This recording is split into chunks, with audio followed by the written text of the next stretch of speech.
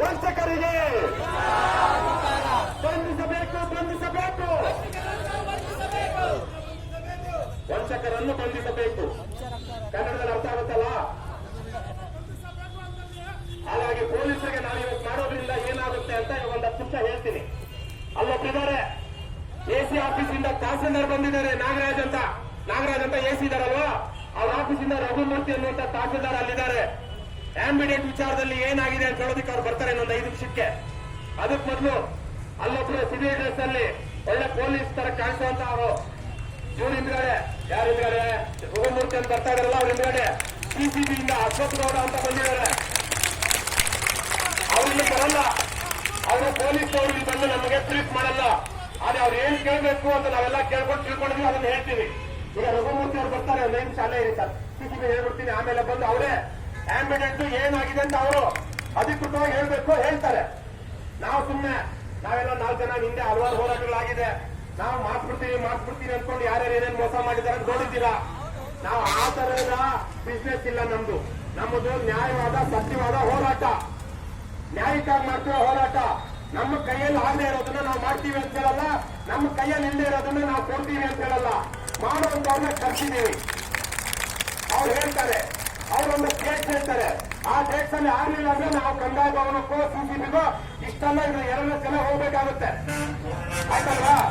ನೀವು ಇವತ್ತು 1,000 ಜನ ಬರ್ತಾರೆ ಅಂತ ಅವ್ರು ಕಳ್ಳ ಅಲ್ಲಿ ಕಾಶಾವಲಿ ಹೇಳಿದಂಗೆ, ಕಾಶಾವಲಿ ಇಲ್ಲ ಸರ್ 1000 ಬನ್ನೋರು ಬಂದ್ಬಿಡ್ತಾರೆ ಅಂತ. ಎಲ್ಲಪ್ಪ 1000 ಕಾಶ ಹಬ್ಬ ಆದ್ರೆ 400 ಜನ ಇದ್ದಾರೆ ಅಲ್ವಾ, 450 ಜನ ಇದ್ದಾರೆ, ಸಾಕಾಗಲ್ಲ.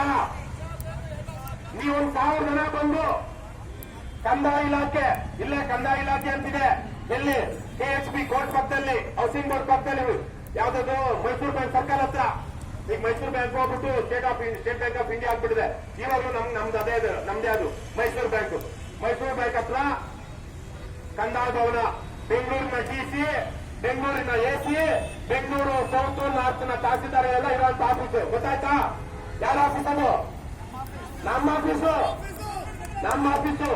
ನೀವೆಲ್ಲ ನಮಗೆ ನ್ಯಾಯ ಬೇಕು, ದುಡ್ಡು ಬೇಕು, ನಾವು ಹಾಕಿರೋ ಅಮಾಯಕರು ಮುಗ್ಧರು ನಮ್ಗೆ ಮೋಸ ಆಗಿದೆ ಅಂದ್ರೆ ನಾವು ಯಾವತ್ತೊಂದು ಡೇಟ್ ಹೇಳ್ತೀವೋ, ನಾವೆಲ್ಲ ಕಮಿಟಿ ಇದೆಲ್ಲ ಕಮಿಟಿ ತೀರ್ಮಾನ ಮಾಡಿ ಡೇಟ್ ಏನಾಗಿದೆ ಅಂತ ಬರ್ಬೇಕು, ಇದು ಗಮನ ಬರ್ಬೇಕು.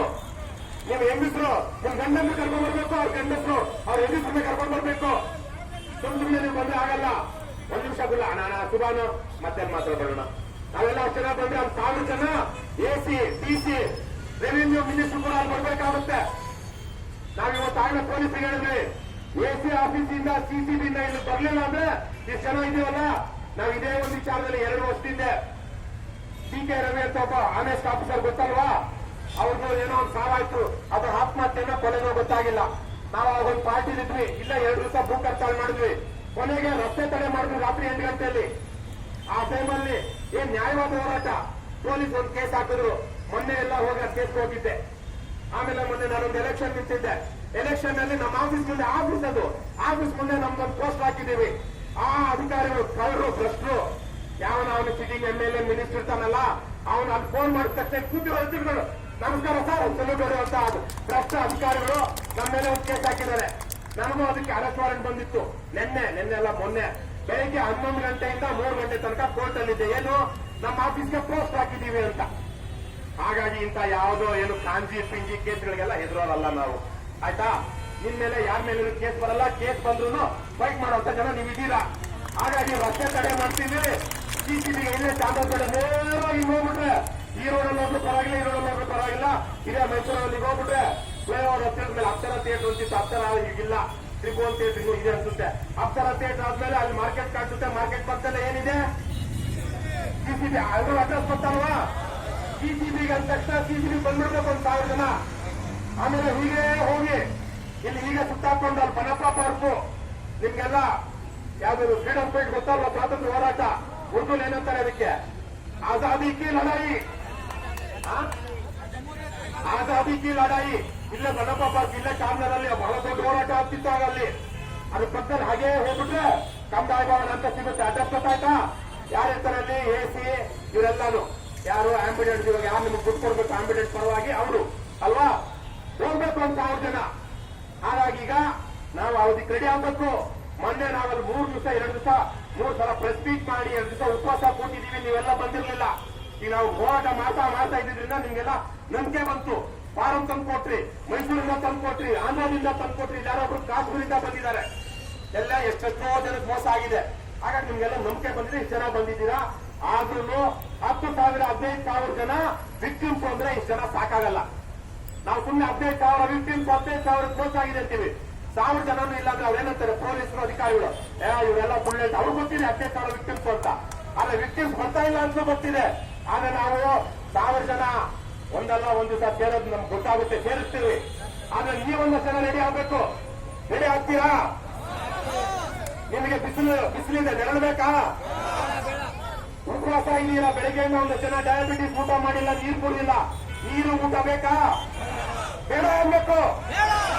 ಸುಮ್ಮನೆ ಬರಲ್ಲ. ನಾವೆಲ್ಲ ಏನು ದೇವರು ಹಚ್ಕೊಂಡು ಬಿಸ್ತಲ್ ಕೂತ್ಕೊಂಡಿಲ್ಲ ನಾವೆಲ್ಲ, ಹೌದಾ ಇಲ್ವಾ? ನಾವೆಲ್ಲ ಕೂತ್ಕೊಂಡಿದ್ದೀವಿ, ಅಲ್ಲೆಲ್ಲ AC ರೂಮಲ್ಲಿ ಕೂತ್ಕೊಂಡು ಸೇರಾಕ್ಬಿಟ್ಟು ನಿಮ್ಗೆಲ್ಲ ಬಿಸ್ತಲ್ ಹೋರಾಟ ಮಾಡಿ ಅಂತ ಹೇಳ್ತಾ ಇದೀವ. ಹಾಗಾಗಿ ನೀವೆಲ್ಲ ಬಂಧುಗಳು ಅರ್ಥ ಮಾಡ್ಕೋಬೇಕು ಇದನ್ನ. ಈಗ ಪ್ರಮುಖವಾಗಿ 7 ಪ್ರಕರಣಗಳು ಅವ್ರು ನಮ್ಮ ಸ್ನೇಹಿತರು ಹಾಗೆ ಟಿಕೆಟ್ ಕೊಡ್ತಾ ಇದ್ದಾರೆ, ಎಲ್ರಿಗೂ ಆಗಲ್ಲ. ದಯವಿಟ್ಟು ಹಾಗೆ ಶಾಂತವಾಗಿ ತಗೋಬೇಕು. ಈಗ ಅಲ್ಲಿ ಸಿಸಿಬಿ ಅಶ್ವಥ್ ಗೌಡ ಅಂತ ಅಲ್ಲಿದ್ದಾರೆ, ಬಾಲರಾಜು ನಿಮ್ಗೆ ಗೊತ್ತಲ್ವಾ? ಯಾರವರು ಬಾಲರಾಜು ಅಂದ್ರೆ ಸಿಸಿಬಿಲಿ ಆಂಬ್ಯುಲೆನ್ಸ್ ಪ್ರಕರಣದಲ್ಲಿ ಇನ್ವೆಸ್ಟಿಗೇಟಿಂಗ್ ಆಫೀಸರ್, ಅವ್ರ ಕೆಳಗಡೆ ಕೆಲಸ ಮಾಡುವಂತ ಇನ್ಸ್ಪೆಕ್ಟರ್ ಅವ್ರು ನಾವು ಕೇಳಿದ್ದಕ್ಕೆ ಅಲ್ಲಿಗೆ ಡಿಸಿಪಿಗೆ ಫೋನ್ ಮಾಡಿ ಕೇಳಿದ್ದಕ್ಕೆ ಅದೇನಿದ್ರೆ ಡೀಟೇಲ್ಸ್ ಕೊಡಿ ಅಂತ ಹೇಳಿದ್ದಾರೆ. ಅವ್ರು ಕೊಟ್ಟಿರುವಂತ ಡೀಟೇಲ್ಸ್ ಅಂತ ಹೇಳ್ತೀನಿ. ಅಜ್ಮೀರ ಯಾರಪ್ಪ ಇಲ್ಲಿ ಅಜ್ಮೀರದಲ್ಲಿ ದುಡ್ಡ ಕಳ್ಕೊಂಡಿರೋರು?